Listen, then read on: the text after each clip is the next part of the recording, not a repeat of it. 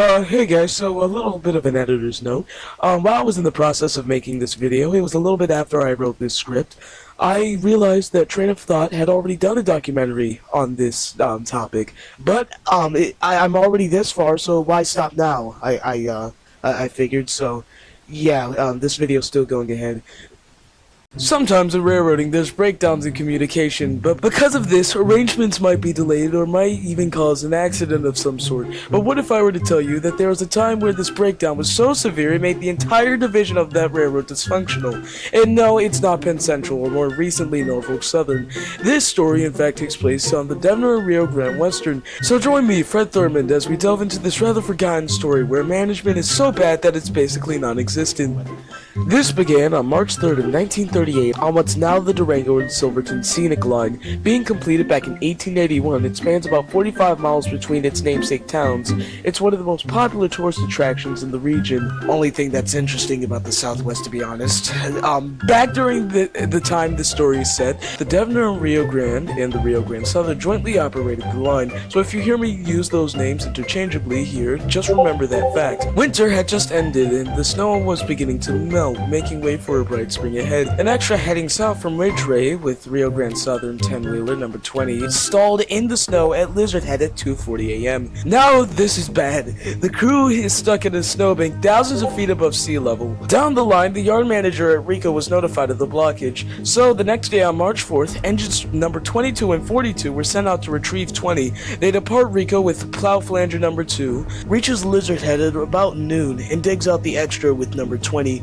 Denver Rio Grande Western Goose, number 7, also arrives at Lizard Head from Rico but decides to turn back because of the severe snowstorm. Now, these things right here are essentially pickup trucks on wheels taken off of freight cars. A few of them were built by the Denver Rio Grande Western in the 1930s and were generally used for things like track maintenance and inspections. Now, back to the situation down south. The consist of 1 goose, 3 engines, 3 freight cars, 1 caboose, and 1 plow depart from Rico. They travel just 1 mile southbound before becoming stalled in a deep snowdrift where they remain for the next 4 days. Pressure is building up on management. They've got a derailment on their hands and several pieces of equipment stuck in snowdrifts. On the 7th, the Rio Grande says it's about time to bust out the big guns. D&RGW K27 458 is borrowed at Durango and departs for Rico to fetch rotary snowplow number 2. But the tender derails and turns over just north of Moncos. Great. D&RGW C16-271 is dispatched from Durango with a wrecking crane, arrives and re-rails the tender. Finally, some good frickin' news! 458 resumes her journey towards Rico. On the way back, 271 becomes stuck near Chima Summit and is freed only after 4 hours of shoveling. The RGS goes, keep sending more engines, and the D&RGW obliges.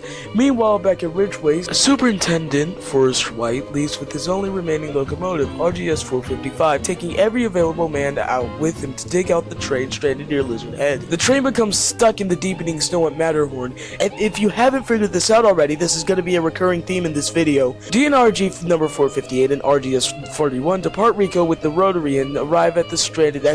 With 5 engines, a rotary, a goose, and a flanger plow, the traveling equipment show departs for Rico. Now the trouble seems to be over, right? Nope! 458 and 41 frickin' derail somewhere down the line. The rear rails near sunrise and the consist starts once again. It finally arrives in Rico about 2:10 p.m. Some of the men on board have been on duty since March 3rd. With the line still not open, 458 and the rotary depart Rico to return to Lizard Head one final time. But 458's tender derails twice! The train gives up on Lizard Head and attempts to return to Rico. Not far from town, they find the way blocked by a large snowslide which has fallen twice while they were away. The wary crew gives up at this point and goes back into town on foot. Personally, I don't blame them. On an unknown date between March 10th and March 15th, engines 20 and 42 eventually depart Rico with plow flanger number 2, open the line over to Lizard Head, and rescue the superintendent's still stranded train returning to Ridgeway. The snow battle is finally over. But what about 458? Well, it just stayed there until the snow melted fully. This story is a crazy one. It is a great example of when the weather gets the better of railroad operations. I mean, both the D&RG and RGS just kept throwing locomotives at the problem, and eventually it did work out, but at what cost, though? Personally, I think they just should have just shut down until the snow melted to a manageable level. What do you think? For now, this is Fred Thurman signing off, and thanks for watching.